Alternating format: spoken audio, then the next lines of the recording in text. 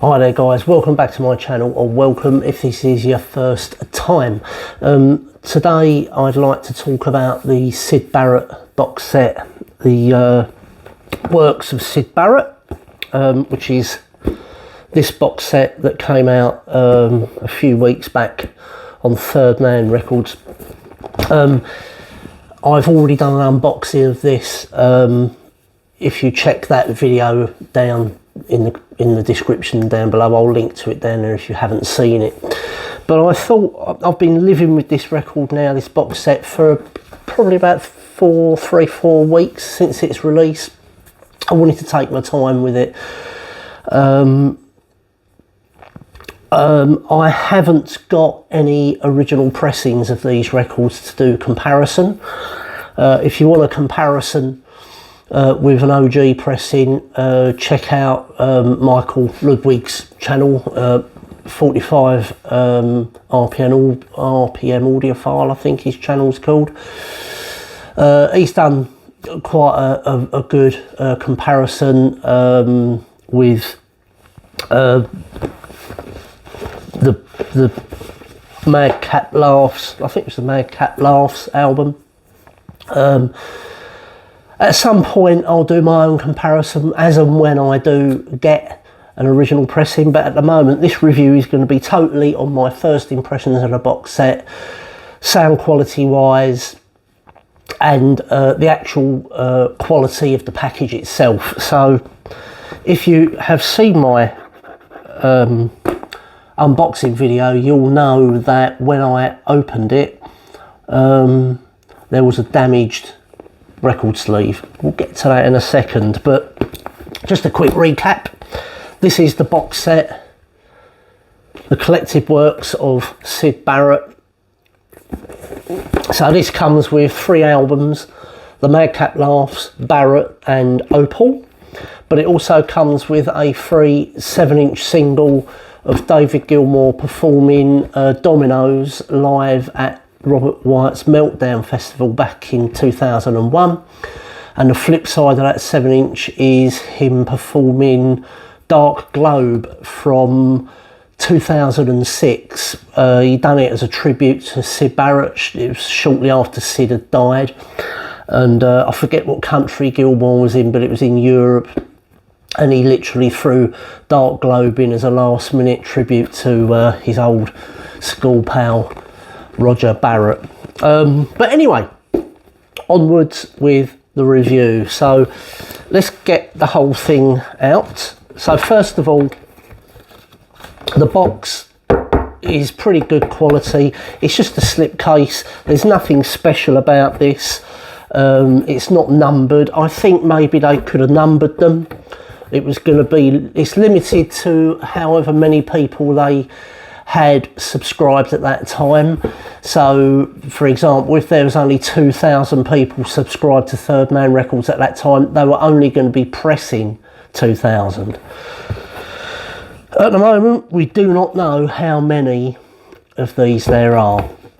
So the first thing, the illustration. I've read a few comments online from different people, one of which saying, really good idea to have a Syd Barrett box set, but who's that guy on the front of the box? I have to admit, I don't think it looks much like him, to be honest. It's a nice, I like the idea. But I think the likeness is not that good. But yeah, other than that, it's pretty good. I think they could have had on the spine of the box the collected works of Syd Barrett to make it look really nice. Maybe in some sort of psychedelic colouring or something, I don't know, but I think maybe they should have put something on the spine now. You did get the little bit of card. Now this details on the back of it about Syd Barrett, and it's got on there Vault Package number 57. to show that to show what it is.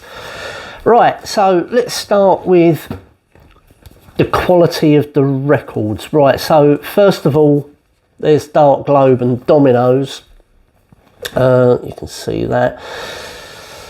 Why they included David Gilmour's versions of these songs, I do not know. There is stuff, sorry, of Syd Barrett in the vaults. No pun intended. There is unreleased recordings of Syd Barrett. I would much rather have had an unreleased couple of tracks on this rather than David Gilmour. They are good. There are good performances. They're live. They're both live, obviously, in front of an audience. Like I say, one Dark Globe live in Europe in 2006 and Dominoes live at the Royal Festival Hall in London in 2001 at the Meltdown Festival. Shout out to Third Man Records. When I opened this, I filmed the unboxing and I did point out that I had a seam split on this 7-inch jacket. I emailed them and gave them the link to the video, the unboxing video. Within 10 days, I had a replacement jacket. There was no questions asked. All I had to do was provide evidence, and obviously the evidence was the video, so I just gave them the link to the video. They watched that and that was it. So one bit of a gripe, I've put this in a small sort of mini Mo-Fi inner.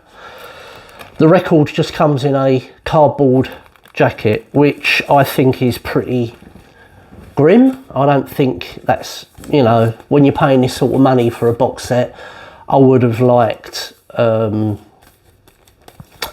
maybe even just a basic poly inner to go with that cardboard sleeve. It would have cost a couple of pence, you know, or a couple of cents. It would have been nothing. I think attention to detail, things like that, they've really got to up their game. But anyway, right, so let's go through these one by one. We've got the Madcap Laughs, and it comes in the gatefold, which I'll just go over these again. The quality of the jackets is good. Is it up to sort of analog production standard, tip-on jacket standard? No, it's not. Is it better than high street general record store standard? Probably. You know, it is quite good. They're wide spines. They're very, you know, they're very well made, but they are just basic jackets. There's nothing special about them. The records themselves do come in poly-lined inners, which is good, so I just don't understand why the 7-inch single was missed out. And then we come to the second quality control issue. These are pressed at Third Man's pressing plant in Detroit, and I did mention it in my email to Third Man Records, is that the edges of these records is like a razor. They're very sharp. You know, the colours are great. This is golden hair translucent, they call it golden hair translucent yellow. It's a lovely colour, you know, and it sounds good. There's no surface noise, or not any discernible surface noise that I can hear. Yeah, these are dated Third Man Records 2016 2023, so my guess is these are from the 2016 masters. Let's have a look at the dead wax. I've not actually looked at the dead wax, to be honest with you.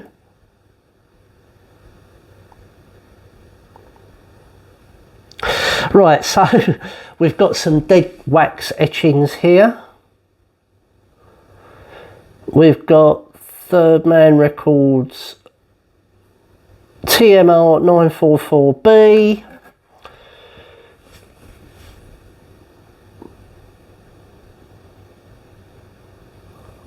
Oh, see where this is going. Right, so you've got the matrix number, but you've got some little lyrics etched on this. So on the A side of Madcap Laughs, you've got, there's a little man.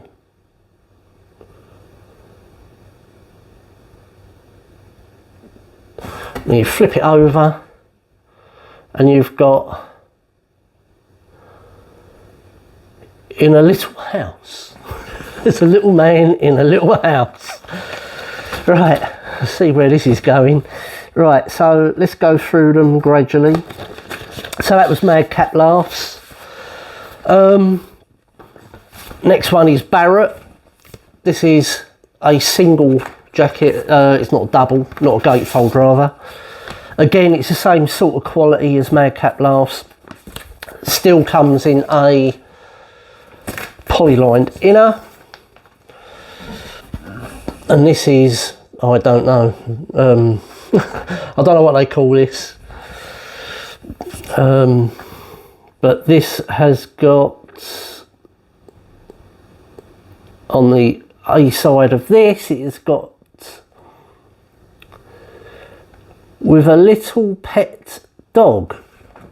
There's a little man in a little house with a little pet dog.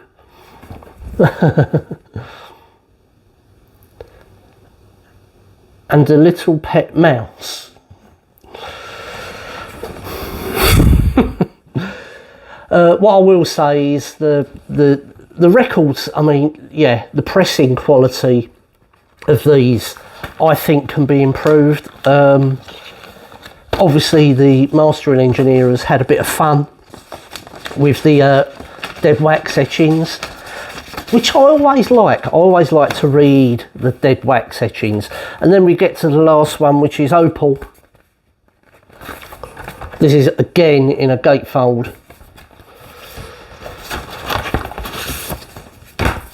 And again, it is in a polylined inner, and this is in a smoke sort of translucent grey vinyl. Dead wax etchings on this are always good fun to read these. I know where he lives.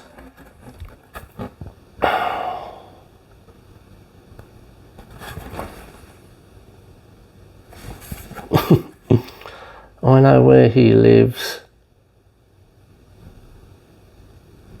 and I visit him. But yeah, again, this is got sharp edges. It's okay. It's not going to cut your fingers or anything like that, but it's just attention to detail. I think when you're paying this sort of money for a set like this, it'd be nice to get it where it's, you know, they've been trimmed properly at the pressing plant. So then we get on to the sound quality, and I must say these are obviously digital. They're cut from digital files. They sound pretty good to my ears. I mean, I've enjoyed listening to them, I'll tell you that now. But as I said, I haven't got anything as a reference to compare them to. That may change when I get an original first pressing, but at the moment these are really good. I like them. Now on to the bad thing. If you want to buy a copy of this box set, well, pretty much immediately after it was sold and shipped out on the secondary market on Discogs, they were changing hands at €100 a pop, and they've gone up exponentially from there. At the moment, at the time of recording, you won't get much change from about €150 for a mint unopened copy of this. They were sold for £80 in the UK, $75, $75 in the US when it first come out. So, you know, they've doubled in price since its release. Am I glad I've got it? Yes, I am. I'm glad I took the punt with it. and I've got these records. I think it's a good chance to get them all in one go, and that's why I've done it. Really, it sort of fills that hole in my record collection in one fell swoop.